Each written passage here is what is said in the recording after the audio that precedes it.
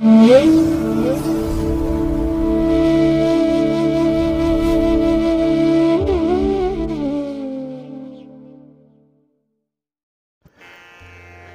ಮಹಾಗಣಪತಿಯೇ ನಮಃ. ಶ್ರೀ ಗುರುಭ್ಯೋ ನಮಃ. ಹರಿ ಓಂ. ಸಿರಿಗನ್ನಡ ಸುದ್ದಿವಾಹಿನಿಯ ಸದಭಿಮಾನದ ಸಹೃದಯ ವೀಕ್ಷಕ ಮಹಾಶಯರೇ, ತಮಗೆಲ್ಲರಿಗೂ ಕೂಡ ಸಿರಿಗನ್ನಡ ಸುದ್ದಿವಾಹಿನಿಗೆ ಸ್ವಾಗತ. ದಯಾಮಯನಾದಂಥ ಭಗವಂತನ ಅನುಗ್ರಹ ತಮ್ಮೆಲ್ಲರಿಗೆ ಪ್ರಾಪ್ತಿಯಾಗಲಿ, ತಮ್ಮೆಲ್ಲರ ಜೀವನ ಆರೋಗ್ಯದಾಯಕವಾಗಿರಲಿ, ಸಂತೃಪ್ತಿದಾಯಕವಾಗಿರಲಿ ಎಂದು ಭಗವಂತನಲ್ಲಿ ಪ್ರಾರ್ಥನೆಯನ್ನು ಮಾಡ್ತಾ ಈ ದಿನದ ವಿಶೇಷ ಕಾರ್ಯಕ್ರಮವನ್ನು ನೋಡೋಣ. ಹಾಗೆ ದ್ವಾದಶ ರಾಶಿಯವರ ಗೋಚಾರ ಫಲಗಳು ಹೇಗಿವೆ ಅನ್ನೋದನ್ನು ಕೂಡ ತಿಳಿಯೋಣ ಬನ್ನಿ. ವೀಕ್ಷಕರೇ, ಈ ದಿನ ತಮ್ಮ ಹುಟ್ಟುಹಬ್ಬವನ್ನು ಆಚರಿಸ್ಕೊಳ್ತಾ ಇರುವಂಥ ತಮಗೆಲ್ಲರಿಗೂ ಕೂಡ ಹುಟ್ಟುಹಬ್ಬದ ಶುಭಾಶಯಗಳು. ಹಾಗೆ ಈ ದಿನಾಂಕದಂದು ವಿವಾಹವಾಗಿರುವಂಥ ದಂಪತಿಗಳಿಗೂ ಕೂಡ ವಿವಾಹ ವಾರ್ಷಿಕೋತ್ಸವದ ಶುಭಾಶಯಗಳನ್ನು ಹೇಳ್ತಾ ಭಗವಂತ ತಮಗೆಲ್ಲರಿಗೂ ಕೂಡ ಸಕಲ ಸನ್ಮಂಗಳಗಳನ್ನು ಕರುಣಿಸಲಿ ಅಂತ ಹೇಳಿ ಸಿರಿಗನ್ನಡ ಸುದ್ದಿವಾಹಿನಿಯ ಪರವಾಗಿ ಪ್ರಾರ್ಥಿಸುತ್ತೇನೆ. ಪ್ರೀತಿಯ ಬಂಧುಗಳೇ, ಈ ದಿನ 2024 ಮೇ ತಿಂಗಳ 4ನೇ ತಾರೀಕು ಸ್ಥಿರವಾಸರ ಅಂದರೆ ಶನಿವಾರ. ಈ ಶನಿವಾರದ ನಿತ್ಯ ಪಂಚಾಂಗ ಫಲ ಹೇಗಿದೆ ನೋಡೋಣ ಬನ್ನಿ. ಶ್ರೀ ಕ್ರೋಧಿನಾಮ ಸಂವತ್ಸರೆ, ಉತ್ತರಾಯಣೆ, ವಸಂತ ಋತು, ಚೈತ್ರ ಮಾಸ, ಕೃಷ್ಣ ಪಕ್ಷದ ಏಕಾದಶಿಯ ತಿಥಿ ಈ ದಿನ ಇದೆ. ಇದು ಈ ದಿನ ಸಂಜೆ 5:51 ಇರಲಿದೆ. ಈ ದಿನದ ನಕ್ಷತ್ರ ಪೂರ್ವಭಾದ್ರಾ ನಕ್ಷತ್ರ. ಇದು ಈ ದಿನ ರಾತ್ರಿ 7:44 ಇರಲಿದೆ. ನಂತರ ಉತ್ತರ ಭಾದ್ರಾ ನಕ್ಷತ್ರ ಆರಂಭ ಆಗುತ್ತೆ. ಈ ದಿನದ ಕರ್ಣ ಪೂರ್ವಕರ್ಣ ಭವ. ಇದು ಈ ದಿನ ಬೆಳಿಗ್ಗೆ 10:05 ಇರಲಿದೆ. ನಂತರ ಉತ್ತರ ಕರ್ಣ ಬಾಳವ ಆರಂಭ ಆಗುತ್ತೆ. ಈ ದಿನದ ಯೋಗ ಐಂದ್ರ ಯೋಗ. ದಿಕ್ಷೂಲೆ ಪೂರ್ವ ದಿಕ್ಕು. ಇನ್ನು ಈ ದಿನ ಸೂರ್ಯ ಇರುವಂಥ ರಾಶಿ ಮೇಷ, ಚಂದ್ರ ಇರುವಂಥ ರಾಶಿ ಕುಂಭ. ಹಾಗೆ ಈ ದಿನ ರಾಹುಕಾಲ ಇರುವಂಥ ಸಮಯ ಈ ದಿನ ಬೆಳಿಗ್ಗೆ 9:11 ಬೆಳಿಗ್ಗೆ 10:46 ಗುಳಿಕ ಕಾಲ ಈ ದಿನ ಬೆಳಿಗ್ಗೆ 6:02 ಬೆಳಿಗ್ಗೆ 7:37 ಇನ್ನು ಯಮಗಂಡ ಕಾಲ ಈ ದಿನ ಮಧ್ಯಾಹ್ನ 1:55 ಮಧ್ಯಾಹ್ನ 3:29 ಇರಲಿದೆ. ಹಾಗೆ ಈ ದಿನ ದುಷ್ಟ ಮುಹೂರ್ತ ಇರುವಂಥ ಸಮಯ ಈ ದಿನ ಬೆಳಿಗ್ಗೆ 7:41 ಬೆಳಿಗ್ಗೆ 8:31 ದುಷ್ಟ ಮುಹೂರ್ತದ ಸಮಯ. ಹಾಗಾಗಿ ಈ ಸಮಯದಲ್ಲಿ ಯಾವುದೇ ಪ್ರಯಾಣವನ್ನಾಗಲಿ ಯಾವುದೇ ಶುಭ ಕಾರ್ಯಗಳನ್ನಾಗಲಿ ಆರಂಭ ಮಾಡಬೇಡಿ. ಏಕೆಂದರೆ ನೀವು ಯಾವುದೇ ಕೆಲಸಗಳನ್ನು ಈ ದುಷ್ಟ ಮುಹೂರ್ತದಲ್ಲಿ ಆರಂಭ ಮಾಡಿದರೆ ಅದರಿಂದ ಬರುವಂತಹ ಫಲಿತಾಂಶಗಳು ಅಷ್ಟೊಂದು ಅನುಕೂಲಕರವಾಗಿ ಇರೋದಿಲ್ಲ. ಆದ್ದರಿಂದಲೇ ಈ ದುಷ್ಟ ಮುಹೂರ್ತವನ್ನು ಅವಾಯ್ಡ್ ಮಾಡುವಂಥದ್ದು ತುಂಬ ಉತ್ತಮ. ಇನ್ನು ಈ ದಿನ ಅಭಿಜಿತ್ ಮುಹೂರ್ತ ಇರುವಂತಹ ಸಮಯ ಈ ದಿನ ಬೆಳಿಗ್ಗೆ 11:51 ಮಧ್ಯಾಹ್ನ 12:44 ಅಭಿಜಿತ್ ಮುಹೂರ್ತ ಇರುವಂತಹ ಸಮಯ. ಇನ್ನು ವಿಶೇಷವಾಗಿ ಈ ದಿನ ಅಮೃತ ಕಾಲ ಇರುವಂತಹ ಸಮಯ ಈ ದಿನ ಅಪರಾಹ್ನ 3:16 ಅಪರಾಹ್ನ 4:14 ಅಮೃತ ಕಾಲದ ಸಮಯ. ಹಾಗೆ ಈ ದಿನ ಸೂರ್ಯೋದಯ ಆಗುವಂತಹ ಸಮಯ ಪ್ರಾತಃ ಕಾಲ 5:59 ಸೂರ್ಯಾಸ್ತ ಸಂಜೆ 6:33. ಇನ್ನು ಈ ದಿನ ಚಂದ್ರನ ಬಲ ಇರುವಂಥ ರಾಶಿಯವರು ಅಂತ ಹೇಳಿದ್ರೆ ಮೇಷ, ವೃಷಭ, ಸಿಂಹ, ಕನ್ಯಾ, ಧನಸ್ಸು ಮತ್ತು ಕುಂಭ. ಈ 6 ರಾಶಿಯವರಿಗೆ ಗೋಚಾರದಲ್ಲಿ ಚಂದ್ರನಿಂದ ಶುಭ ಫಲಗಳ ಯೋಗ ಇದೆ. ಇನ್ನು ಉಳಿದ 6 ರಾಶಿಯವರಿಗೆ ಮಿಶ್ರ ಫಲದ ಯೋಗ ಇರುತ್ತೆ. ಅದನ್ನು ಮುಂದೆ ದ್ವಾದಶ ರಾಶಿಯವರ ಗೋಚಾರ ಫಲಗಳನ್ನು ನೋಡುವಂತಹ ಸಂದರ್ಭದಲ್ಲಿ ಮತ್ತಷ್ಟು ವಿಚಾರಗಳನ್ನು ತಿಳ್ಕೊಳ್ಳೋಣ. ಇನ್ನು ಈ ದಿನದ ಹೊರದ ಅಧಿಪತಿ ಶನಿ. ಶನಿ ಅಂತ ಹೇಳಿದ್ರೆ ವಿಶೇಷವಾಗಿ ನಾವು ಮಾಡುವಂಥ ಕೆಲಸಕ್ಕೆ ಕಾರಕನಾಗಿರುವಂಥವನು. ನಮ್ಮ ಉದ್ಯೋಗ, ನಮ್ಮ ಕರ್ಮ, ನಮ್ಮ ಶ್ರಮ, ನಮ್ಮ ವೃತ್ತಿಯ ಮೂಲ, ಇದಕ್ಕೆ ಕಾರಕನಾಗಿರುವಂಥವನು ಶನಿ. ಹಾಗೆ ಆಯುಷ್ಯಕ್ಕೂ ಕೂಡ ಶನಿ ಕಾರಕನಾಗಿರುವಂಥವನು. ಆದರೂ ಕೂಡ ಯಾವುದೇ ಕೆಲಸಗಳನ್ನು ಮಾಡಿದ್ರೂ ಕೂಡ ಸ್ಥಿರವಾದಂಥ ಫಲಿತಾಂಶವನ್ನು ಕೊಡುವಂಥವನು ಶನಿ. ಇನ್ನು ಕೆಲವು ಕೆಲಸ ಕಾರ್ಯಗಳು ನಿಧಾನವಾಗಿ ನಡೆಯುತ್ತೆ, ಮಂದಗತಿಯಲ್ಲಿ ನಡೆಯುತ್ತೆ. ಯಾರು ಸಹನೆಯಿಂದ, ತಾಳ್ಮೆಯಿಂದ, ಶಾಂತಿಯಿಂದ ಇರ್ತಾರೆ ಅಂಥವ್ರಿಗೆ ವಿಶೇಷವಾಗಿ ಶನಿಯಿಂದ ಉತ್ತಮ ಲಾಭಗಳು ಸಿಕ್ಕುವಂಥ ಸಾಧ್ಯತೆಗಳಿರುತ್ತೆ. ಹಾಗಾಗಿನೇ ಈ ಸ್ಥಿರವಾದ ಕೆಲಸಗಳನ್ನು ಮಾಡಲಿಕ್ಕೆ ಈ ದಿನ ಅತ್ಯುತ್ತಮವಾದಂಥ ದಿನ. ಅದರಲ್ಲೂ ಬಹಳ ಮುಖ್ಯವಾಗಿ ಕೆಲವರು ಆಧ್ಯಾತ್ಮಿಕ ಸಾಧನೆಯನ್ನು ಮಾಡ್ತಾರೆ. ಇದು ಸ್ಥಿರವಾಗಿರುವಂಥದ್ದು, ನಮ್ಮ ಜೊತೆಯಲ್ಲೇ ಇರುವಂಥದ್ದು. ನಮ್ಮ ಒಂದು ಸಾಧನೆ ಆಗಲಿ, ನಾವು ಗಳಿಸಿಕೊಂಡಿರುವಂಥ ಜ್ಞಾನ ಆಗಲಿ, ಹಾಗಾಗಿ ಈ ಒಂದು ಆಧ್ಯಾತ್ಮಿಕ ಸಾಧನೆಗೆ ಈ ದಿನ ತುಂಬ ಅನುಕೂಲ ಇದೆ. ಹಾಗೆ ಕೆಲವರು ತಂತ್ರವಿದ್ಯೆಯನ್ನು ಕಲಿತಾರೆ. ಯಂತ್ರ, ಮಂತ್ರ, ತಂತ್ರ ಇತ್ಯಾದಿ ವಿದ್ಯೆಗಳನ್ನು ಕಲಿಯುವಂಥವ್ರಿಗೂ ಕೂಡ ಈ ದಿನ ತುಂಬ ಪ್ರಶಸ್ತವಾಗಿರುವಂಥದ್ದು ಶನಿವಾರದ ದಿನ. ಇನ್ನು ಈ ದಿನ ಇರುವಂತಹ ಗುರುಹೊರ ಕೂಡ ಬಹಳ ಚೆನ್ನಾಗಿದೆ. ಎಲ್ಲ ಕೆಲಸ ಕಾರ್ಯಗಳಿಗೂ ಕೂಡ ತುಂಬ ಅನುಕೂಲಕರವಾಗಿರುವಂಥ ಸಂದರ್ಭ ಇದು ಈ ದಿನ ಬೆಳಿಗ್ಗೆ 7 ಗಂಟೆ 1 ನಿಮಿಷದಿಂದ ಬೆಳಿಗ್ಗೆ 8 ಗಂಟೆ 4 ನಿಮಿಷದವರೆಗೆ. ಇನ್ನು ಮಧ್ಯಾಹ್ನ 2 ಗಂಟೆ 22 ನಿಮಿಷದಿಂದ ಮಧ್ಯಾಹ್ನ 3 ಗಂಟೆ 25 ನಿಮಿಷದವರೆಗೆ. ಹಾಗೆ ರಾತ್ರಿ 9 ಗಂಟೆ 25 ನಿಮಿಷದಿಂದ ರಾತ್ರಿ 10 ಗಂಟೆ 22 ನಿಮಿಷದವರೆಗೆ ಗುರುಹೋರ ಇರುವಂತಹ ಸಮಯ. ಇದನ್ನು ನೀವು ಅನುಸರಣೆ ಮಾಡಬಹುದು. ಆದರೆ ಈ ದಿನ ಇರುವಂಥ ಶನಿ ಹೋರಾದಲ್ಲಿ ಕೆಲಸ ಕಾರ್ಯಗಳನ್ನು ಆರಂಭ ಮಾಡಿದ್ರೆ ಅದು ನಿಧಾನವಾಗಿ ನಡೆಯುತ್ತೆ, ಸ್ವಲ್ಪ ಡಿಲೇ ಆಗುತ್ತೆ. ಹಾಗಾಗಿ ತುಂಬ ಅರ್ಜೆಂಟ್ ಆಗಿರುವಂತಹ ಕೆಲಸ ಕಾರ್ಯಗಳನ್ನು ಈ ದಿನ ಇರುವಂಥ ಶನಿ ಹೋರಾದಲ್ಲಿ ಆರಂಭ ಮಾಡಬೇಡಿ. ಇದು ಈ ದಿನ ಬೆಳಿಗ್ಗೆ 5 ಗಂಟೆ 58 ನಿಮಿಷದಿಂದ ಬೆಳಿಗ್ಗೆ 7 ಗಂಟೆ 1 ನಿಮಿಷದವರೆಗೆ. ಇನ್ನು ಮಧ್ಯಾಹ್ನ 1 ಗಂಟೆ 19 ನಿಮಿಷದಿಂದ ಮಧ್ಯಾಹ್ನ 2 ಗಂಟೆ 22 ನಿಮಿಷದವರೆಗೆ. ಹಾಗೆ ರಾತ್ರಿ 8 ಗಂಟೆ 28 ನಿಮಿಷದಿಂದ ರಾತ್ರಿ 9 ಗಂಟೆ 25 ನಿಮಿಷದವರೆಗೆ ಶನಿ ಹೋರ ಇರುವಂಥ ಸಮಯ. ಹಾಗೆ ಈ ದಿನ ಇರುವಂಥ ರವಿ ಹೋರವನ್ನ ಸ್ವಲ್ಪ ಅವಾಯ್ಡ್ ಮಾಡಬೇಕಾಗತ್ತೆ. ರಾಜಕಾರಣಿಗಳು ಯಾವುದೇ ಕೆಲಸಗಳನ್ನ ರವಿ ಹೋರಾದಲ್ಲಿ ಆರಂಭ ಮಾಡಬೇಡಿ. ಸರ್ಕಾರದ ಮಟ್ಟದಲ್ಲಿ ಆಗಬೇಕಾಗಿರುವಂತಹ ಕೆಲಸ ಕಾರ್ಯಗಳಿಗೆ ನೀವು ಮಾಡುವಂತಹ ಪ್ರಯತ್ನಗಳು ಕೂಡ ಆದಷ್ಟು ರವಿ ಹೋರಾದಲ್ಲಿ ಇರಬಾರದು. ಯಾಕೆಂದ್ರೆ ಫಲಿತಾಂಶಗಳು ನಿಮ್ಮ ಪರವಾಗಿ ನಿಮ್ಮ ನಿರೀಕ್ಷೆಯಂತೆ ಬರಲ್ಲ. ಹಾಗಾಗಿ ಈ ದಿನ ರವಿ ಹೋರ ಇರುವಂತಹ ಸಮಯ ಬೆಳಿಗ್ಗೆ 9 ಗಂಟೆ 7 ನಿಮಿಷದಿಂದ ಬೆಳಿಗ್ಗೆ 10 ಗಂಟೆ 10 ನಿಮಿಷದವರೆಗೆ. ಇನ್ನು ಅಪರಾಹ್ನ 4 ಗಂಟೆ 28 ನಿಮಿಷದಿಂದ ಸಂಜೆ 5 ಗಂಟೆ 31 ನಿಮಿಷದವರೆಗೆ. ಹಾಗೆ ರಾತ್ರಿ 11 ಗಂಟೆ 19 ನಿಮಿಷದಿಂದ ರಾತ್ರಿ 12 ಗಂಟೆ 16 ನಿಮಿಷದವರೆಗೆ ರವಿ ಹೋರ ಇರುವಂತಹ ಸಮಯ. ಇದನ್ನ ಸ್ವಲ್ಪ ಅವಾಯ್ಡ್ ಮಾಡಿ. ಹಾಗೆ ಈ ದಿನ ಇರುವಂತಹ ಕುಜ ಹೋರ ತುಂಬಾ ಚೆನ್ನಾಗಿದೆ, ತುಂಬಾ ಫೇವರಬಲ್ ಆಗಿದೆ. ಅದರಲ್ಲೂ ಕೆಲವು ಸಾಹಸ ಕೃತ್ಯಗಳನ್ನು ಮಾಡುವಂತಹ ಇಲಾಖೆಗಳಿದೆ. ಪೊಲೀಸ್ ಇರ್ಬೋದು, ಮಿಲಿಟರಿ ಇರ್ಬೋದು, ಅಗ್ನಿಶಾಮಕ ದಳ ಇರ್ಬೋದು. ಉದ್ಯೋಗಸ್ಥರಿಗೆ ಈ ದಿನ ಇರುವಂತಹ ಕುಜ ಹೋರ ತುಂಬಾ ಫೇವರಬಲ್ ಆಗಿರುತ್ತೆ. ಅದರಲ್ಲೂ ಜುಡಿಷಿಯರಿ ಜಡ್ಜ್ಮೆಂಟ್ ವಿಚಾರದಲ್ಲೂ ಕೂಡ ನಿಮ್ಮ ಪರವಾಗಿ ಸನ್ನಿವೇಶಗಳು ಇರುತ್ತೆ ಈ ಕುಜ ಹೋರಾದಲ್ಲಿ ಪ್ರಯತ್ನ ಮಾಡಿದ್ರೆ. ಹಾಗಾಗಿ ಈ ದಿನ ಕುಜ ಹೋರ ಇರುವಂತಹ ಸಮಯ ಬೆಳಿಗ್ಗೆ 8 ಗಂಟೆ 4 ನಿಮಿಷದಿಂದ ಬೆಳಿಗ್ಗೆ 9 ಗಂಟೆ 7 ನಿಮಿಷದವರೆಗೆ. ಇನ್ನು ಅಪರಾಹ್ನ 3 ಗಂಟೆ 25 ನಿಮಿಷದಿಂದ ಅಪರಾಹ್ನ 4 ಗಂಟೆ 28 ನಿಮಿಷದವರೆಗೆ. ಇನ್ನು ರಾತ್ರಿ 10 ಗಂಟೆ 22 ನಿಮಿಷದಿಂದ ರಾತ್ರಿ 11 ಗಂಟೆ 19 ನಿಮಿಷದವರೆಗೆ ಕುಜ ಹೋರ ಇರುವಂತಹ ಸಮಯ. ಇದನ್ನು ನೀವು ಅನುಸರಣೆ ಮಾಡಬಹುದು, ಒಳ್ಳೆಯದಾಗುತ್ತೆ. ಹಾಗಾಗಿ ಬಂಧುಗಳೇ, ನಿಮ್ಮ ಕೆಲಸ ಕಾರ್ಯಗಳು ಯಶಸ್ವಿ ಆಗಬೇಕು ಅಂತ ಹೇಳಿದ್ರೆ ನೀವು ಪ್ರತಿನಿತ್ಯ ಶುಭ ಮುಹೂರ್ತದಲ್ಲಿ ಕೆಲಸಗಳನ್ನು ಆರಂಭ ಮಾಡಬೇಕು. ಒಳ್ಳೆಯ ಸಮಯ ಯಾವುದು ಅನ್ನುವಂಥದ್ದನ್ನು ನೀವು ಮೊದಲು ತಿಳ್ಕೊಳ್ಬೇಕು. ಹಾಗಾಗಿ ಬಂಧುಗಳೇ, ಪ್ರತಿನಿತ್ಯ ನೀವು ಪಂಚ ಅಂಗಗಳನ್ನ ತಿಳ್ಕೊಳ್ತಾ ನಿಮ್ಮ ಕೆಲಸ ಕಾರ್ಯಗಳನ್ನು ಮುಂದುವರಿಸಬೇಕಾಗತ್ತೆ. ಅಂದ್ರೆ ಆಯಾ ದಿನದ ತಿಥಿ, ವಾರ, ನಕ್ಷತ್ರ, ಯೋಗ, ಕರ್ಣ ಇವುಗಳನ್ನು ತಿಳ್ಕೊಂಡು ಅದನ್ನು ಅನುಸರಣೆ ಮಾಡ್ತಾ ನಿಮ್ಮ ಪ್ರಯಾಣವನ್ನಾಗ್ಲಿ ನಿಮ್ಮ ಕಾರ್ಯಗಳನ್ನಾಗ್ಲಿ ಆರಂಭ ಮಾಡಬೇಕು. ಅದಕ್ಕಾಗಿಯೇ ಸಿರಿಗನ್ನಡ ಸುದ್ದಿವಾಹಿನಿ ಪ್ರತಿನಿತ್ಯ ಪ್ರಸಾರ ಮಾಡುವಂತಹ ಈ ಪಂಚಾಂಗದ ವಿವರಗಳನ್ನು ಕೇಳಿಸ್ಕೊಳ್ಳಿ. ಇದರಲ್ಲಿ ಬಹಳಷ್ಟು ಮಾಹಿತಿಗಳು ಸಿಕ್ಕತ್ತೆ. ಅದನ್ನು ನೀವು ನಿಮ್ಮ ಒಂದು ರಾಶಿಗೆ, ನಕ್ಷತ್ರಕ್ಕೆ ಅನುಗುಣವಾಗಿ ಅಳವಡಿಸಿಕೊಂಡು ನಿಮ್ಮ ಪ್ರಯತ್ನದಲ್ಲಿ ಯಶಸ್ವಿಯಾಗಿ.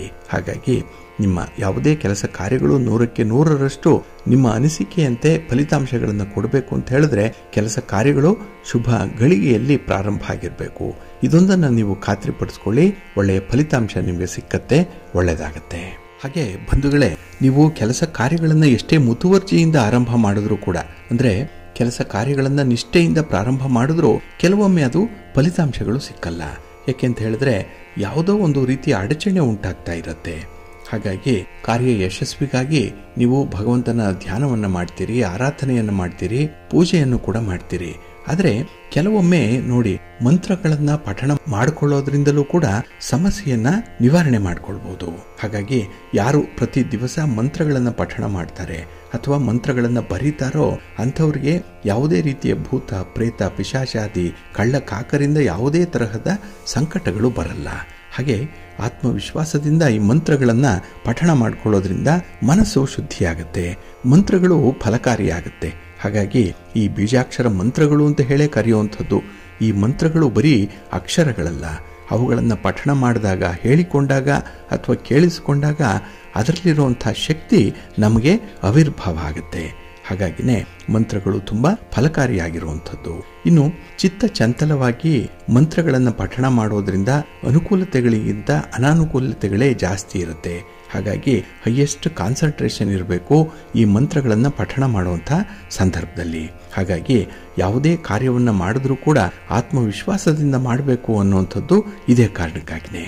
ಜೊತೆಗೆ ಪ್ರತಿ ದಿವಸವೂ ಕೂಡ ರಾತ್ರಿಯ ಸಮಯದಲ್ಲಿ ವಿಧಿಪೂರ್ವಕವಾಗಿ ಪೂಜೆಗಳನ್ನು ಮಾಡೋದ್ರಿಂದ ಎಲ್ಲ ಕಾರ್ಯಗಳಲ್ಲಿಯೂ ಕೂಡ ಜಯ ಖಂಡಿತ ಸಿಕ್ಕತ್ತೆ.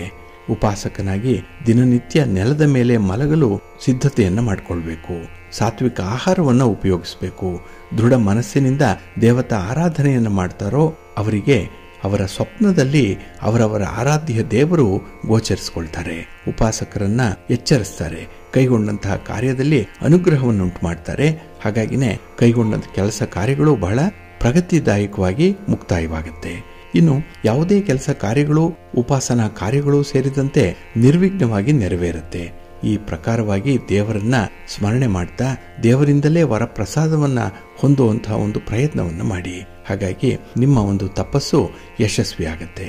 ಇಲ್ಲಿ ತಪಸ್ಸು ಅಂತ ಹೇಳಿದ್ರೆ ಮಂತ್ರಗಳನ್ನ ಪಠಣ ಮಾಡುವಂಥದ್ದು, ಮಂತ್ರಗಳನ್ನ ಶ್ರವಣ ಮಾಡುವಂಥದ್ದು. ಹಾಗಾಗಿ ಇಂತಹ ಒಂದು ವಿನೂತನ ಕಾರ್ಯದಲ್ಲಿ ನೀವು ಭಾಗಿಗಳಾಗಿ ಒಳ್ಳೆಯದಾಗತ್ತೆ. ಹಾಗೆ ಬಂಧುಗಳೇ, ಕೆಲವು ಮನೆಗಳಲ್ಲಿ ಕೆಲವರಿಗೆ ಅನುಮಾನ ಇರುತ್ತೆ.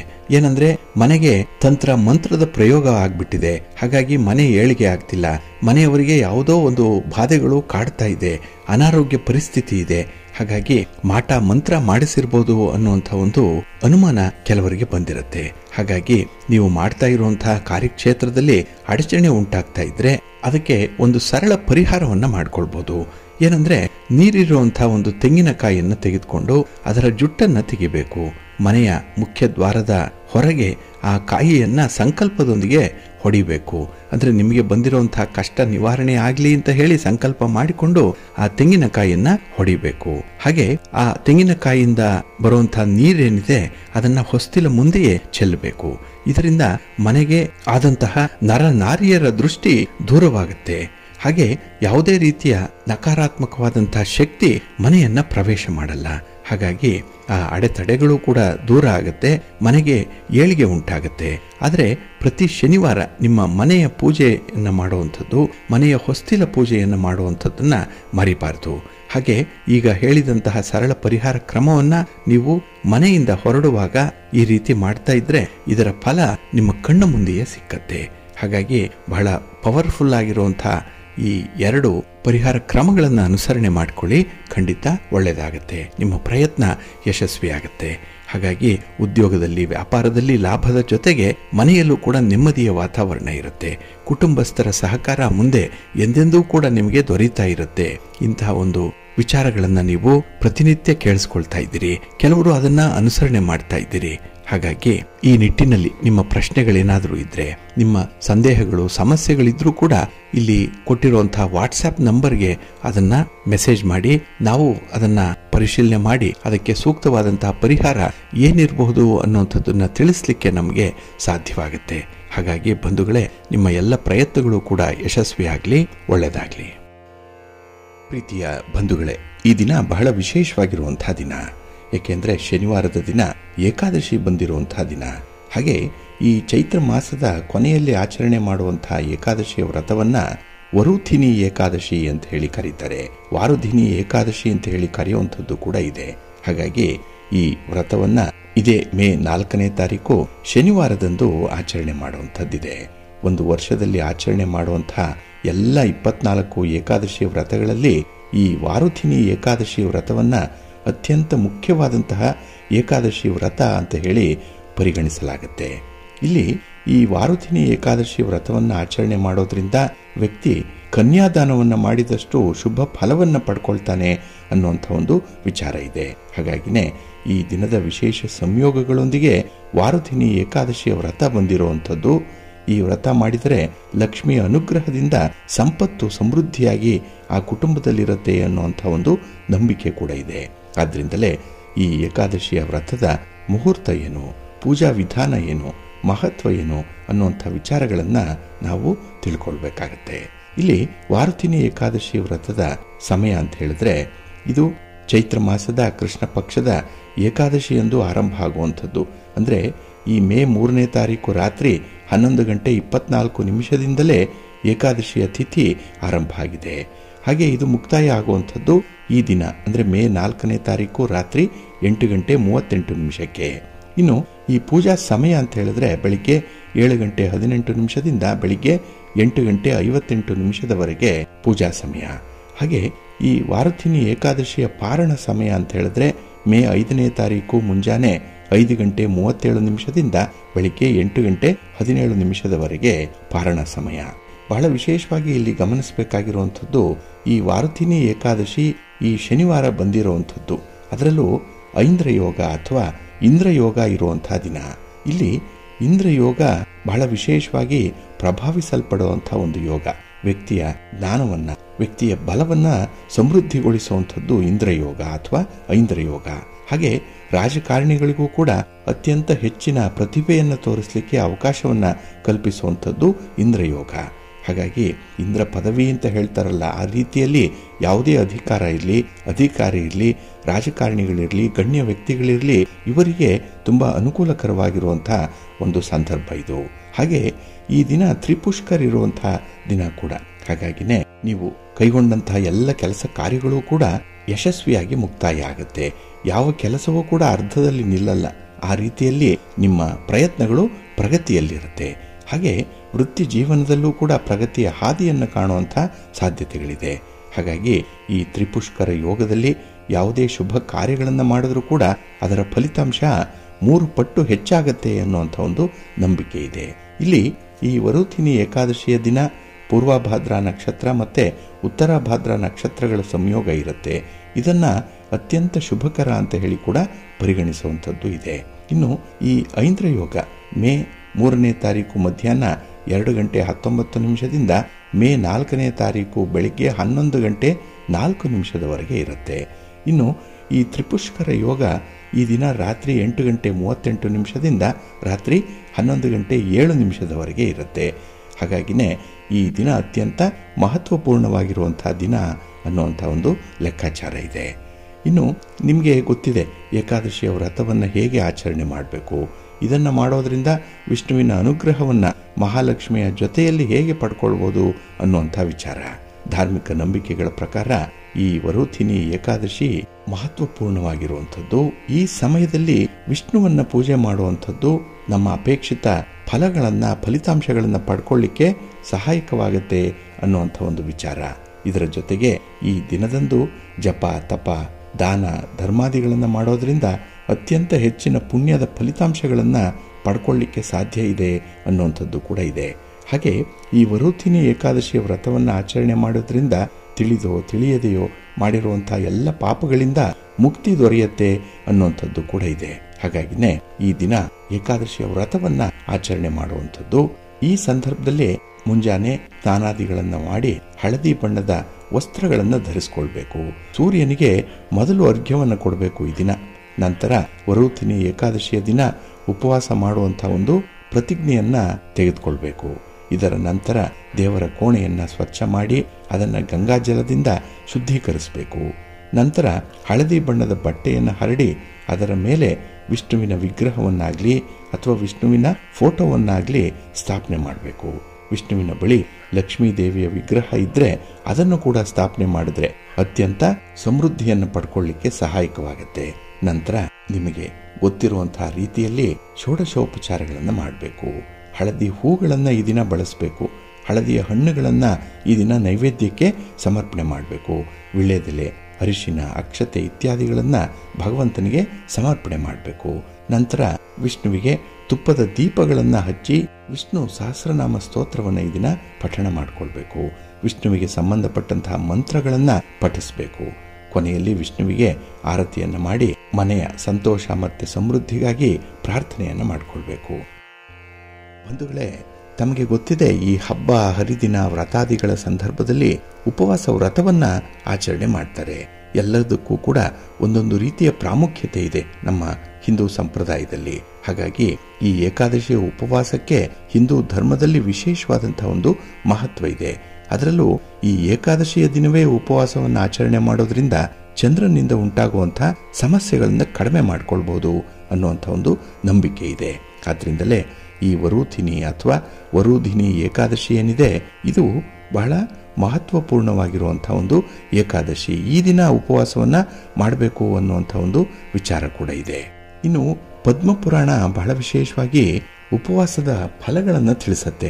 ಅದರಲ್ಲೂ ಈ ವರೂಧಿನಿ ಏಕಾದಶಿಯ ದಿನ ಉಪವಾಸವನ್ನು ಆಚರಣೆ ಮಾಡೋದ್ರಿಂದ ನಾವು ಮಾಡಿರುವಂತಹ ಪಾಪಗಳು ಮುಕ್ತವಾಗಿ ವಿಷ್ಣು ಲೋಕದಲ್ಲಿ ನೆಲೆಸಲಿಕ್ಕೆ ಅವಕಾಶ ಸಿಕ್ಕತ್ತೆ ಅನ್ನುವಂಥ ಒಂದು ವಿಚಾರವನ್ನು ತಿಳಿಸತ್ತೆ. ಹಾಗೆ ನಮ್ಮಲ್ಲಿ ಇರುವಂತಹ ಎಲ್ಲ ಸಂಪತ್ತನ್ನ ದಾನ ಮಾಡಿ ಹಲವು ವರ್ಷಗಳ ಕಾಲ ಏಕಾಗ್ರತೆಯಿಂದ ತಪಸ್ಸನ್ನ ಮಾಡೋದ್ರಿಂದ ಎಷ್ಟು ಪುಣ್ಯ ಪ್ರಾಪ್ತಿಯಾಗುತ್ತೋ ಅಷ್ಟೇ ಪುಣ್ಯ ಈ ವರೂಧಿನಿ ಏಕಾದಶಿಯ ದಿನ ಉಪವಾಸವನ್ನು ಮಾಡಿದ್ರೆ ಅಷ್ಟು ಪುಣ್ಯ ಲಭಿಸತ್ತೆ ಅನ್ನುವಂಥ ಒಂದು ನಂಬಿಕೆ ಇದೆ. ಆದ್ರಿಂದಲೇ ಈ ವರೂಧಿನಿ ಏಕಾದಶಿಯ ದಿನ ಉಪವಾಸವನ್ನು ಮಾಡಬೇಕು. ಇದರಿಂದ ವಿದ್ಯಾದಾನದ ಫಲವೂ ಕೂಡ ಸಿಕ್ಕತ್ತೆ ಅನ್ನುವಂಥ ವಿಚಾರ ಇದೆ. ಹಾಗೆ ಈ ಏಕಾದಶಿ ನಮಗೆ ಅದೃಷ್ಟವನ್ನು ನೀಡುತ್ತೆ. ಎಲ್ಲ ಪಾಪಗಳನ್ನು ನಿವಾರಿಸುವುದರ ಜೊತೆಗೆ ನಾವು ಮಾಡುವಂಥ ಉದ್ಯೋಗ ವ್ಯಾಪಾರ ಇದರಲ್ಲಿ ಸಮೃದ್ಧಿಯನ್ನು ಕಾಣಲಿಕ್ಕೆ ಸಾಧ್ಯ ಇದೆ. ಹಾಗಾಗಿನೇ ವ್ಯಕ್ತಿಯ ಬಡತನ ನಿವಾರಣೆ ಆಗುವುದರ ಜೊತೆಗೆ ಜ್ಞಾನ ಸಂಪಾದನೆ ಆಗುತ್ತೆ, ಮೋಕ್ಷ ಪ್ರಾಪ್ತಿ ಆಗತ್ತೆ. ಹಾಗಾಗಿನೇ ಯಾವುದೇ ರೀತಿಯ ಕೊರತೆಗಳು ಜೀವನದಲ್ಲಿ ಕಂಡುಬರಲ್ಲ ಅನ್ನುವಂಥ ಒಂದು ನಂಬಿಕೆ ಇದೆ. ಆದ್ರಿಂದಲೇ ಈ ದಿನದ ಏಕಾದಶಿ ಅತ್ಯಂತ ಮಹತ್ವದ್ದಾಗಿರುವಂಥದ್ದು. ಒಂದು ದಂತಕಥೆಯ ಪ್ರಕಾರ ಹಿಂದೆ ಮಾಂಧಾತ ಅನ್ನುವಂಥ ತಪಸ್ವಿ ರಾಜ ನರ್ಮದಾ ನದಿಯ ದಡದಲ್ಲಿ ಆಳ್ವಿಕೆಯನ್ನು ನಡೆಸ್ತಾ ಇದ್ದಂತಹ ಸಂದರ್ಭ. ಒಮ್ಮೆ ರಾಜ ತಪಸ್ಸು ಮಾಡ್ತಾ ಇದ್ದಾಗ ಕಾಡು ಕರಡಿಯೊಂದು ಅಲ್ಲಿಗೆ ಬಂದು ರಾಜನ ಕಾಲನ್ನ ಹಿಡ್ಕೊಳ್ತಂತೆ. ಆದರೆ ರಾಜ ತಪಸ್ಸಿನಲ್ಲಿ ಮಗ್ನನಾಗಿದ್ದರಿಂದ ಇದನ್ನ ಗಮನಿಸಲ್ಲ. ಆಗ ಕರಡಿ ರಾಜನನ್ನ ಕಾಡಿಗೆ ಎಳ್ಕೊಂಡು ಹೋಗುತ್ತೆ. ಕರಡಿಯನ್ನು ನೋಡಿದಂತಹ ರಾಜನಿಗೆ ತುಂಬಾ ಭಯವಾಗುತ್ತೆ.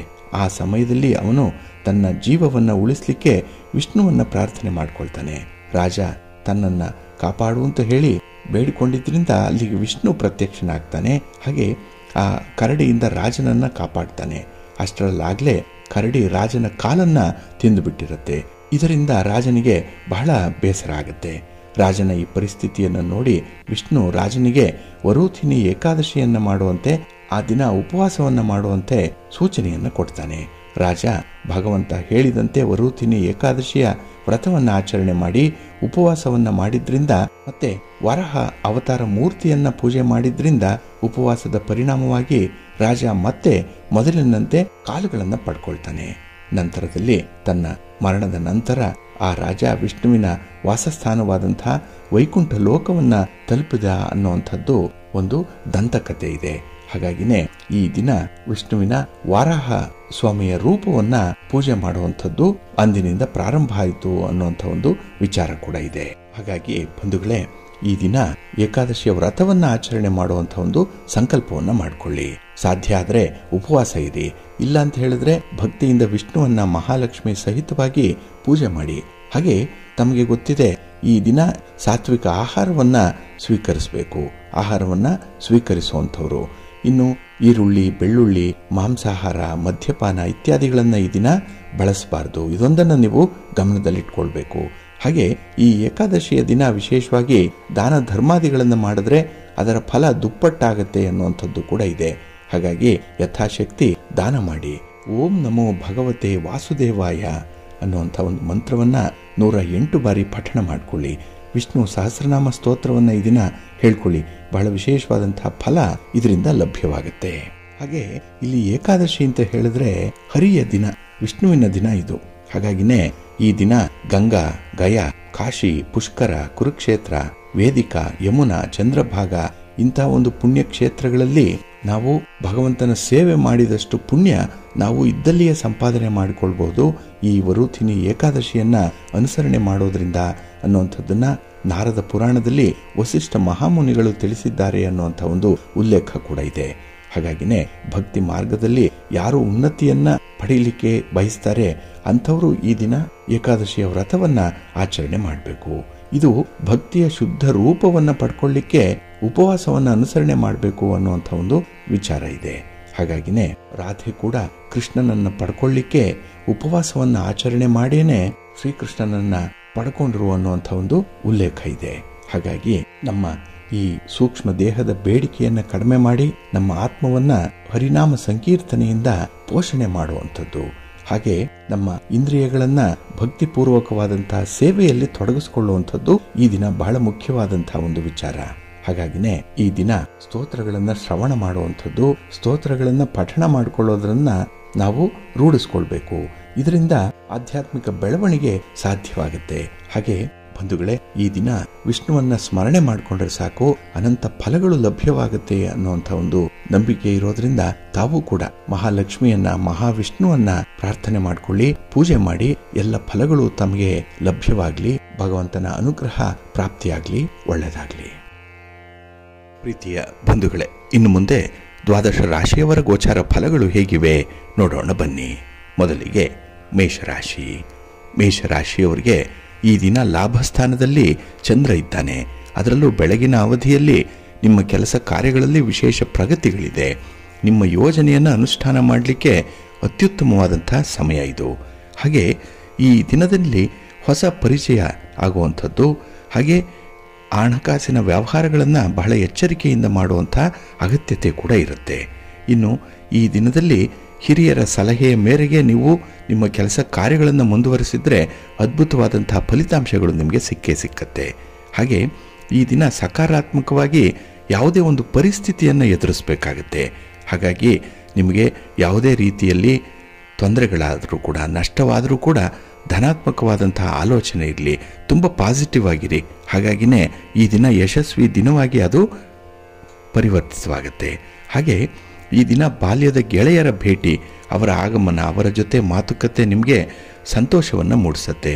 ಹಣಕಾಸಿನ ವಿಚಾರದಲ್ಲಿ ಸ್ವಲ್ಪ ವಾದ ವಿವಾದಗಳಿದ್ರೂ ಕೂಡ ಅದು ಬಗೆಹರಿಯುತ್ತೆ. ಹಾಗಾಗಿ ಮನಸ್ತಾಪಗಳಿದ್ದರೆ ಅಥವಾ ಯಾವುದೇ ವ್ಯಕ್ತಿಯಲ್ಲಿ ಭಿನ್ನಾಭಿಪ್ರಾಯಗಳನ್ನು ಹೊಂದಿಕೊಂಡಿದ್ರೂ ಕೂಡ ಅದನ್ನು ಪರಿಹಾರ ಮಾಡಿಕೊಳ್ಳುವಂಥ ಒಂದು ಪುಟ್ಟ ಪ್ರಯತ್ನ ಮಾಡಿ ಅದ್ಭುತವಾದಂತಹ ಫಲಿತಾಂಶ ನಿಮಗೆ ಸಿಕ್ಕತ್ತೆ. ಹಾಗೆ ಮನೆಯಲ್ಲೂ ಕೂಡ ಶುಭ ಕಾರ್ಯಗಳನ್ನು ಮಾಡುವಂಥದ್ದು ಅಥವಾ ಶುಭ ಕಾರ್ಯಗಳಲ್ಲಿ ಭಾಗವಹಿಸುವಂಥ ಒಂದು ಆಹ್ವಾನ ಕೂಡ ಈ ದಿನ ನಿಮಗೆ ಬರುವಂಥದ್ದು ಇದೆ. ಇನ್ನು ವಿದ್ಯಾರ್ಥಿಗಳಿಗೆ ನಿಮ್ಮ ಒಂದು ವಿದ್ಯಾರ್ಥಿ ಜೀವನದಲ್ಲಿ ಅತ್ಯುತ್ತಮ ತಿರುವನ್ನು ಪಡ್ಕೊಳ್ಳುವಂತಹ ದಿನ ಇದು.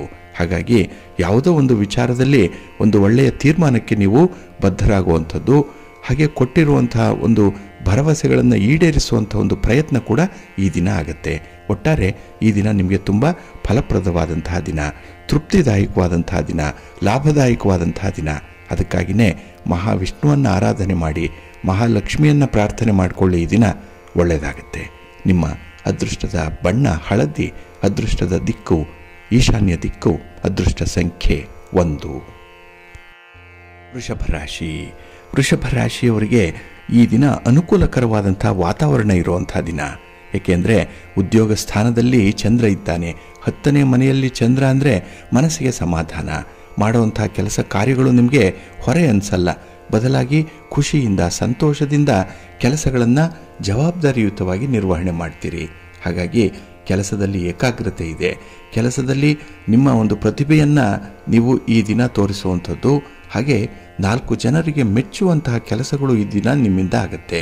ಒಟ್ಟಾರೆ ಈ ದಿನ ನೀವು ಪ್ರಶಂಸೆಯನ್ನು ಪಡ್ಕೊಳ್ಳುವಂತಹ ದಿನ. ನಿಮ್ಮ ಪ್ರತಿಭೆಯನ್ನು ತೋರಿಸಲಿಕ್ಕೆ ಒಳ್ಳೆಯ ವೇದಿಕೆಯೊಂದು ಈ ದಿನ ಸಿಕ್ಕುವಂಥ ಸಂದರ್ಭ ಕೂಡ ಇದೆ.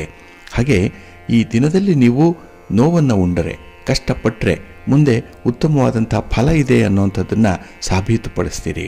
ಹಾಗಾಗಿ ಈ ದಿನ ಅಲ್ಪ ಸ್ವಲ್ಪ ವ್ಯತ್ಯಯಗಳಾಗಬಹುದು, ವ್ಯತ್ಯಾಸಗಳಾಗಬಹುದು ನಿಮ್ಮ ಯೋಜನೆಯಲ್ಲಿ ಅಥವಾ ನಿಮ್ಮ ಪ್ರಯತ್ನದಲ್ಲಿ. ಆದರೂ ಕೂಡ ಹೊಂದಾಣಿಕೆಯ ಸ್ವಭಾವ ಬಹಳ ಚೆನ್ನಾಗಿರೋದ್ರಿಂದ ಮುಂದೆ ಒಳ್ಳೆಯ ಫಲಿತಾಂಶವನ್ನು ಪಡ್ಕೊಳ್ಳಿಕ್ಕೆ ಇದು ಸಹಕಾರಿಯಾಗಿರುತ್ತೆ. ಹಾಗೆ ಈ ದಿನ 2 ವಿಚಾರಗಳನ್ನು ನೀವು ಗಮನಿಸಬೇಕು. ಒಂದು ನಿಮ್ಮ ಆತ್ಮವಿಶ್ವಾಸ, ಇನ್ನೊಂದು ಸಂಯಮ, ತಾಳ್ಮೆ. ಇವು ಒಟ್ಟಾಗಿ ಕೆಲಸ ಮಾಡುವಂಥದ್ದು ಯಾವುದೇ ಒಂದು ಕಷ್ಟದ ಪರಿಸ್ಥಿತಿಯಿಂದ ನಿಮ್ಮನ್ನು ಪಾರು ಮಾಡುತ್ತೆ. ಹಾಗಾಗಿನೇ ಈ ದಿನ ಬಹಳ ತಾಳ್ಮೆಯಿಂದ ಕೆಲಸಗಳನ್ನು ನಿರ್ವಹಣೆ ಮಾಡಿಕೊಳ್ಳುವಂಥದ್ದು ಕೂಡ ಇದೆ. ಇನ್ನು ಹಣಕಾಸಿನ ವ್ಯವಹಾರಗಳಲ್ಲಿ ಈ ದಿನ ಸ್ವಲ್ಪ ಎಚ್ಚರಿಕೆ ಇರಲಿ. ಅದರಲ್ಲೂ ಆತುರದ ನಿರ್ಣಯಗಳನ್ನು ಕೈಗೊಳ್ಳಬೇಡಿ. ಇನ್ನು ಸ್ಥಿರಾಸ್ತಿಯ ವಿಚಾರವಾಗಿ ಯಾವುದೇ ರೀತಿಯ ಪ್ರಯತ್ನಗಳಿದ್ರೂ ಕೂಡ ಅದನ್ನು ಮುಂದುವರಿಸಿ ಒಳ್ಳೆಯ ಫಲಿತಾಂಶ ನಿಮಗೆ ಸಿಕ್ಕತ್ತೆ. ಹಾಗೆ ಕೈಗೊಂಡಂತಹ ಕೆಲಸ ಕಾರ್ಯಗಳಲ್ಲಿ ನಿರೀಕ್ಷಿತ ಪ್ರಗತಿ ಕಂಡುಬರುತ್ತೆ. ನಿಮ್ಮ ಸಂಗಾತಿ, ನಿಮ್ಮ ಪ್ರೀತಿ ಪಾತ್ರರ ವಿಶ್ವಾಸವನ್ನು ಗಳಿಸ್ಕೊಳ್ತೀರಿ. ಅವರಲ್ಲಿ ಇದ್ದಂತಹ ಕೆಲವೊಂದು ವಿಚಾರಗಳನ್ನು ಸಂಪೂರ್ಣವಾದ ಮನಸ್ಸಿನಿಂದ ಚರ್ಚೆ ಮಾಡಿ ತಿಳಿಗೊಳಿಸ್ಕೊಳ್ತೀರಿ. ಇದು ಕೂಡ ನಿಮ್ಮ ಒಂದು ಪ್ರಶಂಸೆಗೆ ಪಾತ್ರವಾಗುವಂಥ ಒಂದು ವಿಚಾರ. ಹಾಗೆ ಈ ದಿನ ಬಂಧು ಮಿತ್ರರಿಂದ ಶುಭ ಸುದ್ದಿಯನ್ನು ಕೇಳುವಂಥದ್ದು, ವ್ಯಾಪಾರ ವಹಿವಾಟಿನ ಬಗ್ಗೆ ಕೆಲವೊಂದು ಸಲಹೆ ಸೂಚನೆಗಳನ್ನು ಪಡ್ಕೊಳ್ಳುವಂಥ ಸಂದರ್ಭಗಳು ಕೂಡ ಇದೆ. ಒಟ್ಟಾರೆ ಈ ದಿನ ನಿಮ್ಮ ಪ್ರಯತ್ನಕ್ಕೆ ಮೀರಿದಂಥ ಫಲಗಳನ್ನು ಪಡ್ಕೊಳ್ಳುವಂಥ ವಿಶೇಷ ದಿನ. ಈ ದಿನ ಗಣಪತಿಯನ್ನು ಆರಾಧನೆ ಮಾಡಿ, ಶಿವನ ಪರಿವಾರ ದೇವತೆಗಳನ್ನು ಪ್ರಾರ್ಥನೆ ಮಾಡಿಕೊಳ್ಳಿ. ಈ ದಿನ ಒಳ್ಳೆಯದಾಗತ್ತೆ. ನಿಮ್ಮ ಅದೃಷ್ಟದ ಬಣ್ಣ ಗುಲಾಬಿ, ಅದೃಷ್ಟದ ದಿಕ್ಕು ಉತ್ತರ ದಿಕ್ಕು, ಅದೃಷ್ಟ ಸಂಖ್ಯೆ 1. ಮಿಥುನ ರಾಶಿ. ಮಿಥುನ ರಾಶಿಯವರಿಗೆ ಈ ದಿನ ಮಿಶ್ರ ಫಲಗಳಿರುವಂಥ ದಿನ. ಅದರಲ್ಲೂ ಈ ದಿನದ ಬೆಳಗಿನ ಅವಧಿಯಲ್ಲಿ ಕೆಲಸ ಕಾರ್ಯಗಳಲ್ಲಿ ಸ್ವಲ್ಪ ಹಿನ್ನಡೆ ಆಗ್ಬೋದು. ಕೆಲಸವನ್ನು ಹೇಗೆ ಆರಂಭ ಮಾಡಬೇಕು, ಯಾವುದಕ್ಕೆ ಆದ್ಯತೆ ಕೊಡಬೇಕು ಅನ್ನುವಂಥ ಗೊಂದಲದಲ್ಲಿ ಇರ್ತೀರಿ. ಹಾಗಾಗಿನೇ ಈ ದಿನ ಯಾವುದೇ ರೀತಿಯ ಒಪ್ಪಂದಗಳಿಗೆ ಬದ್ಧರಾಗಿರುವಂಥ ಸಾಧ್ಯತೆಗಳು ಕಡಿಮೆ ಇರುತ್ತೆ. ಹಾಗಾಗಿ ಕೊಟ್ಟ ಮಾತನ್ನು ಉಳಿಸ್ಕೊಳ್ಳಿಕ್ಕೆ ಈ ದಿನ ಸಾಧ್ಯವಾಗಲ್ಲ. ಜೊತೆಗೆ ಈ ಸಮಯದ ಅಭಾವ ಬೇರೆ, ಸಮಯವನ್ನು ಸರಿಯಾಗಿ ಪರಿಪಾಲನೆ ಮಾಡಲಿಕ್ಕೆ ಸಾಧ್ಯ ಆಗಲ್ಲ. ಹಾಗಾಗಿ ಟೈಮ್ ಮ್ಯಾನೇಜ್ಮೆಂಟಲ್ಲೇ ಈ ದಿನ ನೀವು ಸೋಲುವಂಥದ್ದು. ಇದು ಕೂಡ ನಿಮ್ಮ ಒಂದು ಹಣಕಾಸಿನ ವಿಚಾರದಲ್ಲಿ, ವ್ಯಾಪಾರ ವ್ಯವಹಾರಗಳಲ್ಲಿ ಸ್ವಲ್ಪ ಹಿನ್ನಡೆಯನ್ನು ತರಿಸುತ್ತೆ. ಇನ್ನು ಈ ಸ್ಥಿರಾಸ್ತಿಗೆ ಸಂಬಂಧಪಟ್ಟಂತಹ ಯಾವುದೇ ರೀತಿಯ ಒಪ್ಪಂದಗಳಿದ್ರೂ ಕೂಡ ಅದು ಮುಂದೂಡಲ್ಪಡುತ್ತೆ. ಹಾಗಾಗಿ ಮನೆ, ಜಮೀನು, ಆಸ್ತಿ ಇತ್ಯಾದಿ ವಿಚಾರಗಳಲ್ಲಿ ಈ ದಿನ ಯಾವುದೇ ನಿರ್ಣಯಕ್ಕೆ ಬರಬೇಡಿ. ಹಾಗೆ ದೂರದ ಪ್ರಯಾಣವನ್ನು ಮಾಡುವಂಥದ್ದನ್ನು ಆದಷ್ಟು ಅವಾಯ್ಡ್ ಮಾಡುವಂಥದ್ದು ಒಳ್ಳೆಯದು. ಏಕೆಂದರೆ ಈ 12ರ ಸ್ಥಾನದಲ್ಲಿ ಚಂದ್ರ ಇರೋದರಿಂದ ಮನಸ್ಸಿಗೆ ಏನೋ ಒತ್ತಡ ಇದೆ, ಮನಸ್ಸು ತಿಳಿಯಾಗಿಲ್ಲ. ಹಾಗಾಗಿನೇ ನಿಮ್ಮ ಸ್ವತಂತ್ರವಾದ ಆಲೋಚನೆಗಳು ಹೊರ ಬರಲಿಕ್ಕೂ ಕೂಡ ಈ ದಿನ ಸ್ವಲ್ಪ ಕಷ್ಟ ಸಾಧ್ಯವಾಗುತ್ತೆ. ಹಾಗೆ ನಿಮ್ಮ ಪ್ರಯತ್ನಗಳು ನಿಧಾನ ಆಗತ್ತೆ. ಈ ದಿನ ಮಂದಗತಿಯಲ್ಲಿ ಕೆಲಸಗಳಾಗುವಂಥದ್ದು. ಹಾಗಾಗಿನೇ ನಿಮಗೆ ಸ್ವಲ್ಪ ಬೇಸರಗಳು ಕೂಡ ಮಧ್ಯೆ ಮಧ್ಯೆ ಬರುವಂಥದ್ದು ಕೂಡ ಇದೆ. ಹಾಗೆ ಈ ವ್ಯವಹಾರಗಳೇನೋ ಪ್ರಗತಿದಾಯಕವಾಗಿರುತ್ತೆ, ಆದರೆ ಫಲಿತಾಂಶ ಮಾತ್ರ ನಿರಾಶಾದಾಯಕವಾಗಿರುತ್ತೆ.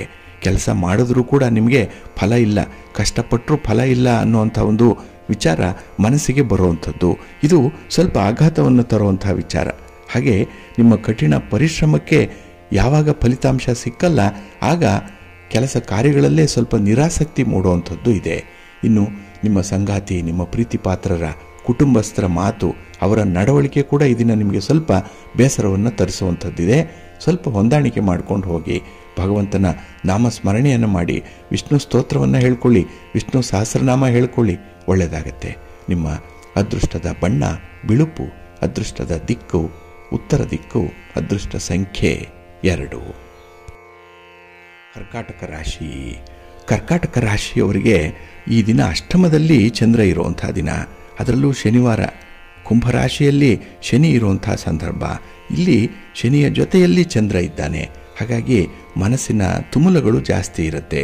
ಮನಸ್ಸು ಸ್ವಲ್ಪ ಅಸ್ತವ್ಯಸ್ತವಾಗಿರುವಂಥದ್ದು. ಕೆಟ್ಟ ಕೆಟ್ಟ ಆಲೋಚನೆಗಳು ಬರುತ್ತೆ, ಒಳ್ಳೊಳ್ಳೆಯ ಆಲೋಚನೆಗಳು ಕೂಡ ಬರುವಂಥದ್ದಿದೆ. ಆದರೆ ಆಯ್ಕೆ ಮಾತ್ರ ಸಮರ್ಪಕವಾಗಿರಬೇಕು.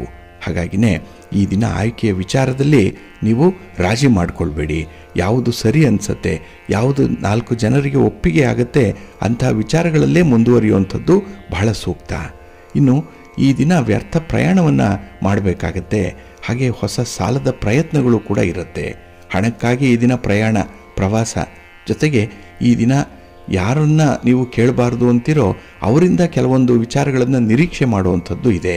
ಹಾಗಾಗಿ ನಿಮ್ಮ ಒಂದು ಆತ್ಮವಿಶ್ವಾಸಕ್ಕಾಗಲಿ ಅಥವಾ ನಿಮ್ಮ ಸ್ವಾಭಿಮಾನಕ್ಕಾಗಲಿ ಧಕ್ಕೆ ಬರುವಂಥ ಸಾಧ್ಯತೆಗಳು ಇಲ್ಲಿ ಜಾಸ್ತಿ ಇರುತ್ತೆ.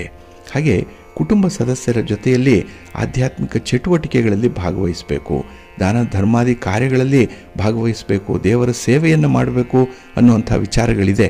ಮನಸ್ಸಿನಲ್ಲಿ ಆಸೆ ಇದೆ, ಆದರೆ ನಿಮಗೆ ಈ ಸಮಯ ಪರಿಸ್ಥಿತಿ ಅದಕ್ಕೆ ಸಹಕಾರಿಯಾಗಿಲ್ಲ, ಪೂರಕವಾಗಿಲ್ಲ. ಹಾಗಾಗಿ ಮನಸ್ಸಿನಲ್ಲಿರುವಂಥ ಆಸೆಗಳನ್ನು ಈ ದಿನ ಈಡೇರಿಸಿಕೊಳ್ಳಿಕ್ಕೆ ಸ್ವಲ್ಪ ಕಷ್ಟ ಸಾಧ್ಯವಾಗುತ್ತೆ. ಹಾಗೆ ಕೈಗೊಂಡ ಕೆಲಸ ಕಾರ್ಯಗಳು ಕೂಡ ಸಕಾಲಕ್ಕೆ ಮುಗಿಯಲ್ಲ.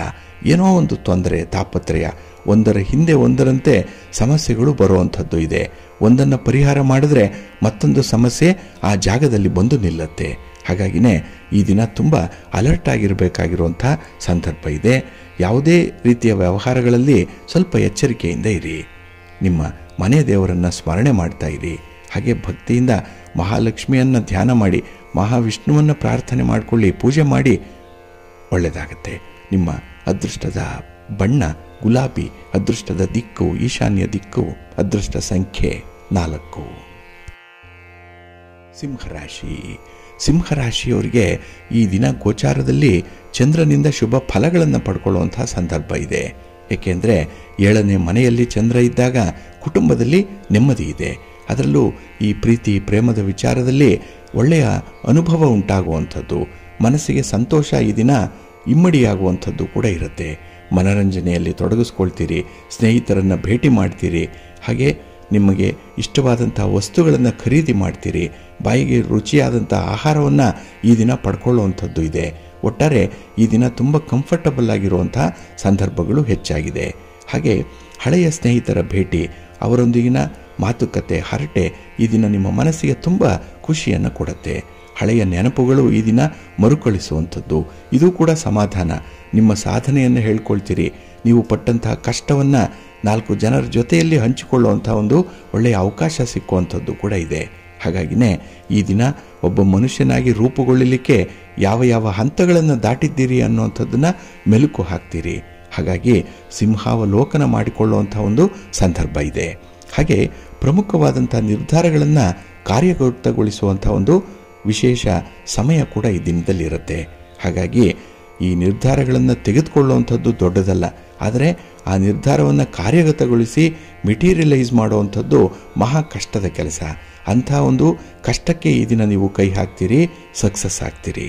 ಇನ್ನು ಈ ದಿನ ವ್ಯಾಪಾರ ವ್ಯವಹಾರಗಳಲ್ಲಿ ಹೊಸ ಹಂತವನ್ನು ತಲುಪುವಂಥದ್ದು ಇದೆ, ಲಾಭ ಇದೆ, ಹಾಗೆ ವಿಸ್ತರಣೆ ಕೂಡ ಆಗುವಂಥ ಸಂದರ್ಭಗಳು ಕೂಡ ಇದೆ.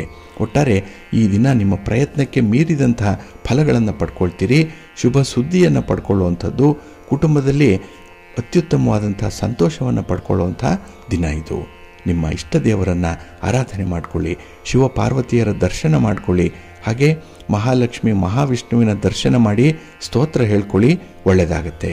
ನಿಮ್ಮ ಅದೃಷ್ಟದ ಬಣ್ಣ ಕೆಂಪು, ಅದೃಷ್ಟದ ದಿಕ್ಕು ಉತ್ತರ ದಿಕ್ಕು, ಅದೃಷ್ಟ ಸಂಖ್ಯೆ 1. ಕನ್ಯಾ ರಾಶಿ. ಕನ್ಯಾ ರಾಶಿಯವರಿಗೆ ಈ ದಿನ 6ರ ಸ್ಥಾನದಲ್ಲಿ ಚಂದ್ರ ಇರುವಂಥ ದಿನ. ಹಾಗಾಗಿನೇ ಹಣಕಾಸಿನ ವಿಚಾರದಲ್ಲಿ ಧನಾತ್ಮಕವಾದಂಥ ಪರಿಣಾಮವನ್ನು ನೀವು ಕಾಣುವಂಥದ್ದು ಇದೆ. ಬರಬೇಕಾದಂಥ ಹಣ ಬರುವಂಥ ಸೂಚನೆ ಇದೆ. ಹಾಗೆ ಈ ದಿನ ನಿಮ್ಮ ಕೆಲಸ ಕಾರ್ಯಗಳಲ್ಲೂ ಕೂಡ ವಿಶೇಷ ಲಾಭವನ್ನು ಪಡ್ಕೊಳ್ಳುವಂಥದ್ದು ಇದೆ. ಒಟ್ಟಾರೆ ನಿಮ್ಮ ಕೆಲಸಕ್ಕೆ ಇದ್ದಂತಹ ಅಡ್ಡಿ ಆತಂಕಗಳು ದೂರ ಆಗುತ್ತೆ, ಸಮಸ್ಯೆಗಳು ಕಡಿಮೆ ಆಗುತ್ತೆ.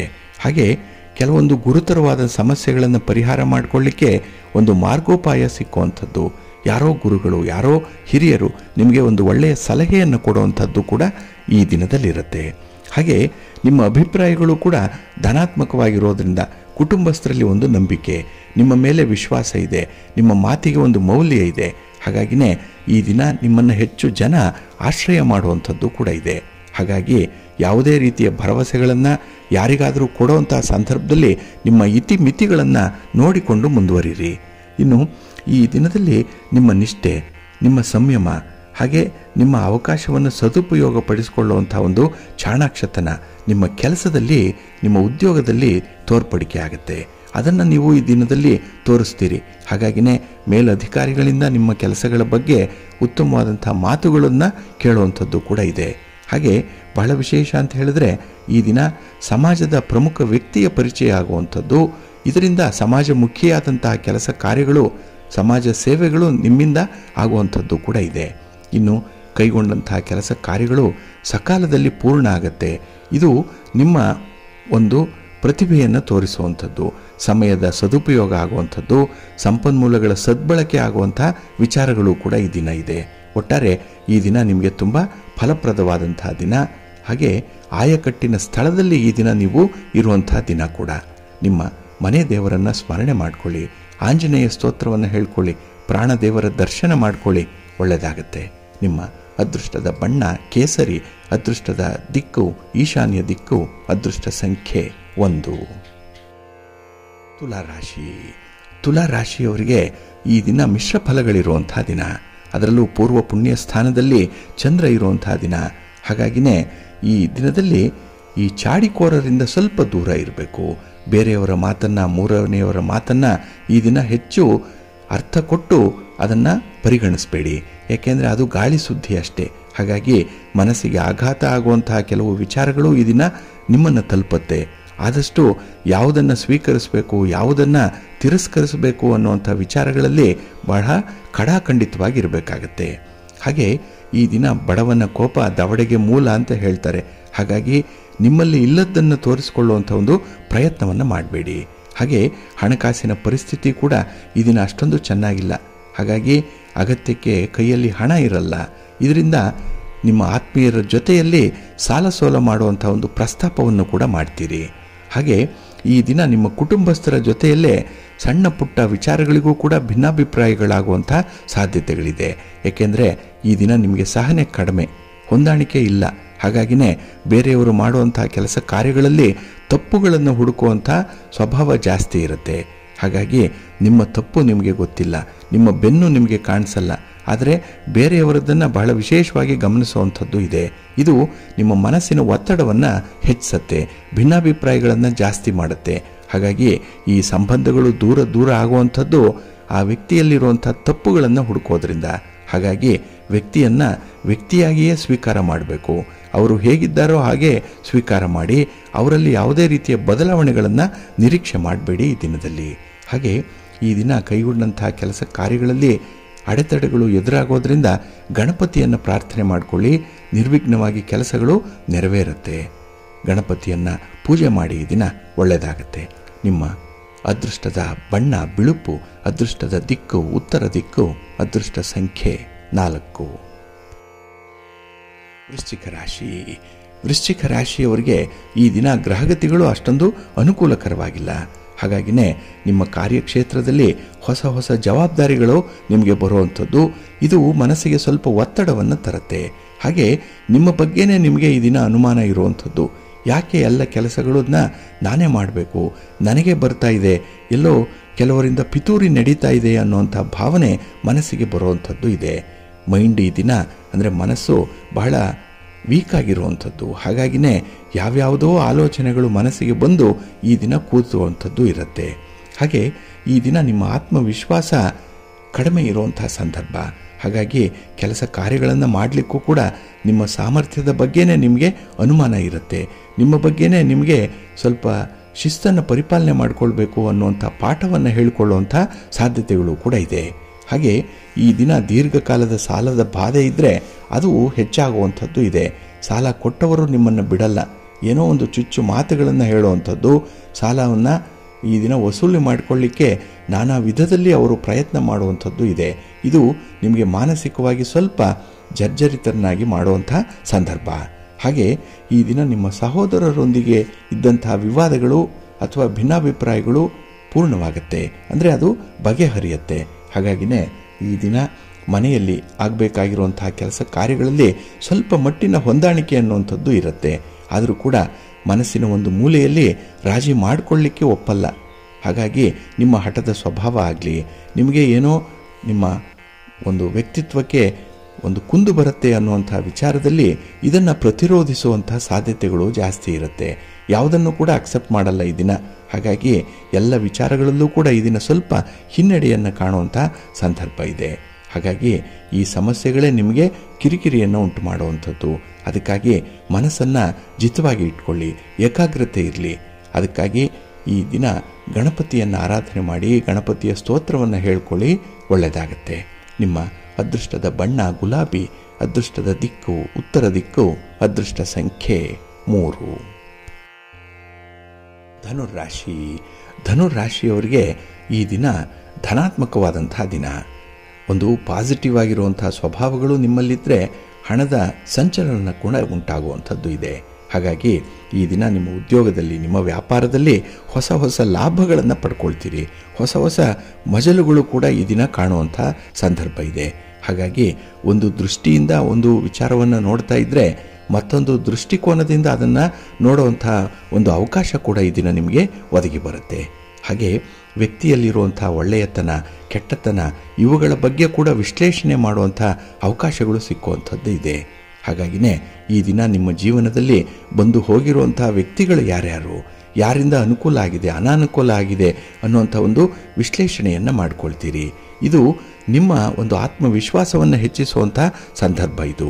ಹಾಗೆ ಎಷ್ಟು ಕಷ್ಟದ ಸಮಯವನ್ನು ಹೇಗೆ ಕಳೆದಿದ್ದೀರಿ, ಅದನ್ನು ನಿಭಾಯಿಸಲಿಕ್ಕೆ ಭಗವಂತನ ಸಹಾಯ ಸಹಕಾರ ಹೇಗಿತ್ತು, ಅನುಗ್ರಹ ಯಾವ ರೂಪದಲ್ಲಿ ಪಡ್ಕೊಂಡ್ರಿ ಅನ್ನೋವಂಥದ್ದನ್ನು ಕೂಡ ಮೆಲುಕು ಹಾಕ್ತೀರಿ. ಹಾಗಾಗಿನೇ ಈ ದಿನ ಹೆಚ್ಚಿನ ಆತ್ಮವಿಶ್ವಾಸವನ್ನು ಹೊಂದಲಿಕ್ಕೆ ಕಾರಣವಾಗಿರುವಂಥ ಅಂಶಗಳು ನಿಮಗೆ ಸೇರ್ಪಡೆಯಾಗುತ್ತೆ.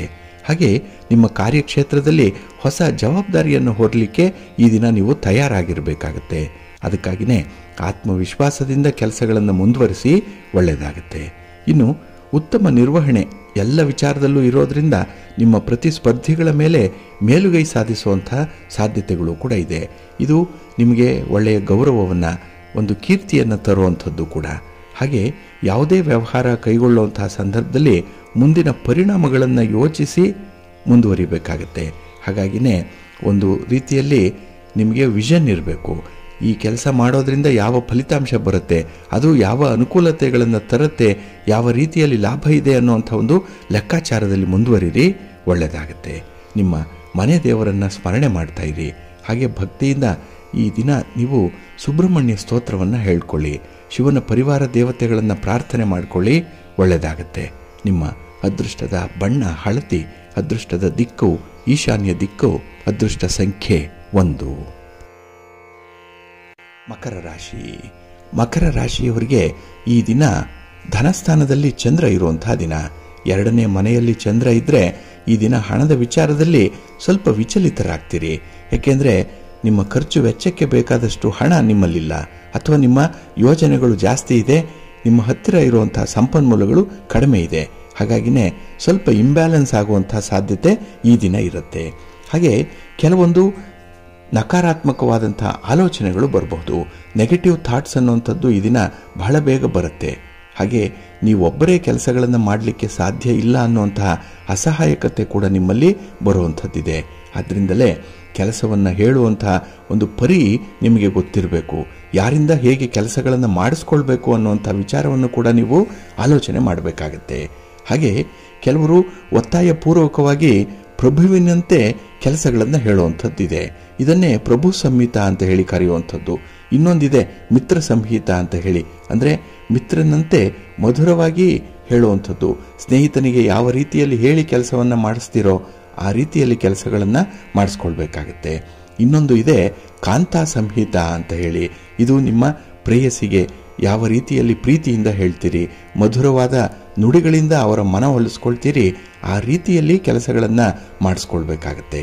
ಹಾಗಾಗಿ ಈ ಪ್ರಭು ಸಂಹಿತ, ಮಿತ್ರ ಸಂಹಿತ, ಕಾಂತಾ ಸಂಹಿತ ಈ 3ರಲ್ಲಿ ನಿಮಗೆ ಈ ದಿನ ವರ್ಕೌಟ್ ಆಗುವಂಥದ್ದು ಕಾಂತಾ ಸಂಹಿತ.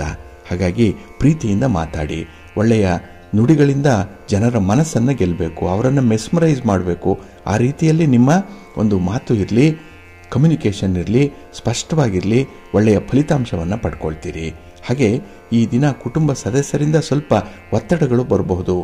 ಹಾಗಾಗಿ ಸ್ವಲ್ಪ ನೀವು ಅನುಸಂಧಾನ ಮಾಡಿಕೊಳ್ಳುವಂಥದ್ದು, ಜೊತೆಗೆ ಹೊಂದಾಣಿಕೆ ಮಾಡಿಕೊಳ್ಳುವಂಥ ಒಂದು ಮನಸ್ಥಿತಿಯನ್ನು ಇಟ್ಕೊಳ್ಳಿ, ಒಳ್ಳೆಯದಾಗುತ್ತೆ.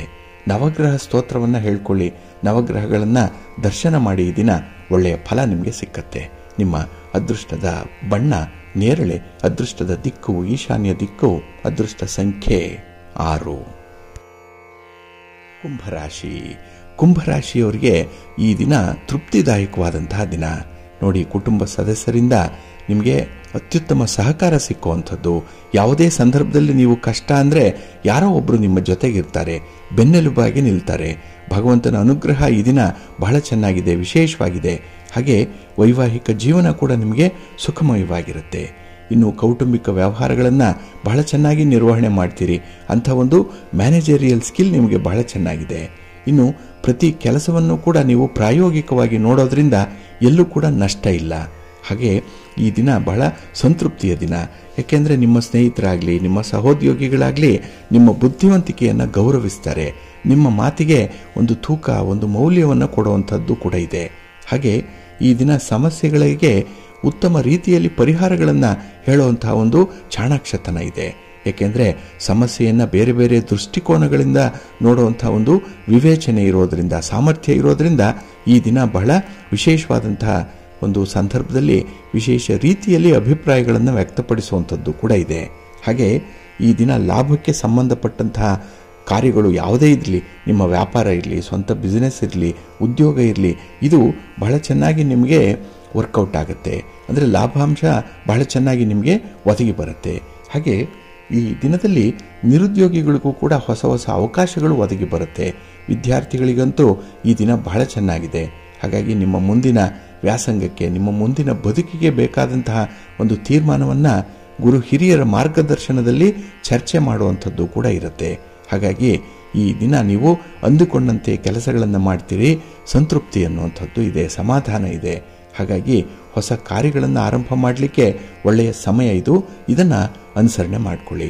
ನಿಮ್ಮ ಮನೆ ದೇವರನ್ನು ಈ ದಿನ ಸ್ಮರಣೆ ಮಾಡ್ತಾ ನಿಮ್ಮ ಇಷ್ಟ ದೇವರನ್ನು ಪ್ರಾರ್ಥನೆ ಮಾಡಿಕೊಳ್ಳಿ, ಒಳ್ಳೆಯದಾಗತ್ತೆ. ನಿಮ್ಮ ಅದೃಷ್ಟದ ಬಣ್ಣ ಹಳದಿ, ಅದೃಷ್ಟದ ದಿಕ್ಕು ಈಶಾನ್ಯ ದಿಕ್ಕು, ಅದೃಷ್ಟ ಸಂಖ್ಯೆ 1. ಮೀನರಾಶಿ. ಮೀನರಾಶಿಯವರಿಗೆ ಈ ದಿನ ಪ್ರಮುಖ ಕೆಲಸಗಳನ್ನು ಮುಂದೂಡುವಂತಹ ಸಂದರ್ಭಗಳು ಹೆಚ್ಚಾಗಿರುತ್ತೆ. ಹಾಗಾಗಿನೇ ಕೆಲಸಗಳನ್ನು ಯಾವ ರೀತಿಯಲ್ಲಿ ನೀವು ಆದ್ಯತೆ ಕೊಡಬೇಕು ಅನ್ನುವಂಥ ವಿಚಾರದಲ್ಲೇ ಸೋಲುವಂಥದ್ದು ಕೂಡ ಇದೆ. ಹಾಗಾಗಿ ಗುರು ಹಿರಿಯರ ಮಾರ್ಗದರ್ಶನದಲ್ಲಿ ಕೆಲಸಗಳನ್ನು ಮುಂದುವರಿಸಬೇಕಾಗತ್ತೆ. ಹಾಗೆ ಈ ದಿನ ನಿಮ್ಮ ಆರೋಗ್ಯದ ವಿಚಾರದಲ್ಲಿ ನಿರ್ಲಕ್ಷ್ಯ ಮಾಡುವಂಥದ್ದು ಇದೆ. ಇದು ನಿಮಗೆ ನಾಳೆಯ ದಿನ ದುಬಾರಿಯಾಗುತ್ತೆ. ಹಾಗಾಗಿ ಈ ದಿನವೇ ನಿಮ್ಮ ಆಹಾರ ವಿಹಾರಾದಿಗಳ ಬಗ್ಗೆ ಸ್ವಲ್ಪ ಗಮನ ಕೊಡಿ. ಇನ್ನು ಉದ್ಯೋಗದ ವಾತಾವರಣ ಕೂಡ ಸ್ವಲ್ಪ ಗೊಂದಲಮಯವಾಗಿ ಇರುವಂಥದ್ದು. ಹಾಗಾಗಿನೇ ಯಾವುದೇ ವಿಚಾರದಲ್ಲಿ ಕ್ಲಾರಿಟಿ ಇಲ್ಲ. ಮಾಡಿದ ಕೆಲಸವನ್ನೇ ಮತ್ತೆ ಮತ್ತೆ ಮಾಡಬೇಕು ಅನ್ನುವಂಥ ಪರಿಸ್ಥಿತಿ ಒದಗಿ ಬರುತ್ತೆ. ಹಾಗೆ ನಿರುದ್ಯೋಗಿಗಳಿಗೆ ಈ ದಿನ ಸ್ವಲ್ಪ ನಿರಾಸೆ ಉಂಟಾಗುವಂಥದ್ದು. ನಿಮ್ಮ ಯಾವುದೇ ಒಂದು ಭರವಸೆಗಳಾಗಲಿ, ನಿಮ್ಮ ಎಕ್ಸ್ಪೆಕ್ಟೇಷನ್ ಆಗಲಿ ಈಡೇರಲ್ಲ. ಅಲ್ಲೂ ಕೂಡ ಕೆಲವೊಂದು ಹಿನ್ನಡೆಯನ್ನು ಅನುಭವಿಸ್ತೀರಿ ಈ ದಿನದಲ್ಲಿ. ಹಾಗೆ ನಿಮ್ಮ ಸಹೋದರರಿಂದ ಸಾಲದ ಒತ್ತಡ ಹೆಚ್ಚಾಗುವಂಥದ್ದು. ಕುಟುಂಬಕ್ಕಾಗಿ ಸಾಲ ಮಾಡಬೇಕು. ಹಾಗೆ ಈ ದಿನದಲ್ಲಿ ನಿಮ್ಮ ಖರ್ಚು ವೆಚ್ಚಗಳು ಕೂಡ ವಿಪರೀತ ಆಗತ್ತೆ. ಇನ್ನು ಈ ದಿನ ವಿಶೇಷವಾಗಿ ಹಣಕಾಸಿನ ಪರಿಸ್ಥಿತಿ ನಿರಾಶಾದಾಯಕವಾಗಿರುತ್ತೆ. ಹಾಗಾಗಿ ಹೆಚ್ಚು ಸಾಲ ಮಾಡುವಂಥ ಆಲೋಚನೆಗಳನ್ನು ಮಾಡಬೇಡಿ. ಇನ್ನು ಭೂಮಿಗೆ ಸಂಬಂಧಪಟ್ಟಂತಹ ವಿಚಾರಗಳಲ್ಲಿ ಲಾಭ ಏನೋ ಇದೆ, ಆದರೂ ಕೂಡ ಅದು ಒತ್ತಡದಿಂದ ಕೂಡಿರುತ್ತೆ. ಇನ್ನು ಖರ್ಚಿನ ಮೇಲೆ ಖರ್ಚು ಆಗುವಂಥದ್ದು, ಮಕ್ಕಳಿಗಾಗಿ ಖರ್ಚು, ಹಿರಿಯರಿಗಾಗಿ ಖರ್ಚು, ನಿಮಗಾಗಿ ಖರ್ಚು, ಈ ರೀತಿ ಬೇರೆ ಬೇರೆ ರೀತಿಯಲ್ಲಿ ಬೇರೆ ಬೇರೆ ಕಾರಣಕ್ಕಾಗಿ ಈ ದಿನ ಅನಿರೀಕ್ಷಿತ ಖರ್ಚುಗಳು ಬರುವಂಥದ್ದು ಕೂಡ ಇದೆ. ಇನ್ನು ಈ ದಿನ ಮನೆಯ ಹೊರಗೆ ಪರಿಸ್ಥಿತಿ ಸ್ವಲ್ಪ ಅನಾನುಕೂಲಕರವಾಗಿರುತ್ತೆ. ಹಾಗಾಗಿ ಯಾರನ್ನೂ ಕೂಡ ನಂಬಬೇಡಿ, ಯಾರ ಮೇಲೂ ಕೂಡ ಈ ದಿನ ಆಶ್ರಯಿಸಬೇಡಿ.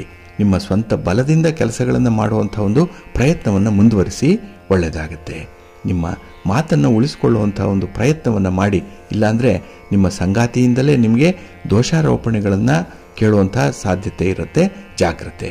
ನಿಮ್ಮ ಇಷ್ಟ ದೇವರನ್ನು ಆರಾಧನೆ ಮಾಡಿಕೊಳ್ಳಿ. ಶ್ರೀರಾಮ ರಕ್ಷಾ ಸ್ತೋತ್ರವನ್ನು ಹೇಳ್ಕೊಳ್ಳಿ. ರಾಮನಾಮ ಜಪ ಮಾಡಿ. ಈ ದಿನ ಒಳ್ಳೆಯದಾಗತ್ತೆ. ನಿಮ್ಮ ಅದೃಷ್ಟದ ಬಣ್ಣ ಗುಲಾಬಿ, ಅದೃಷ್ಟದ ದಿಕ್ಕು ಉತ್ತರ ದಿಕ್ಕು, ಅದೃಷ್ಟ ಸಂಖ್ಯೆ 5.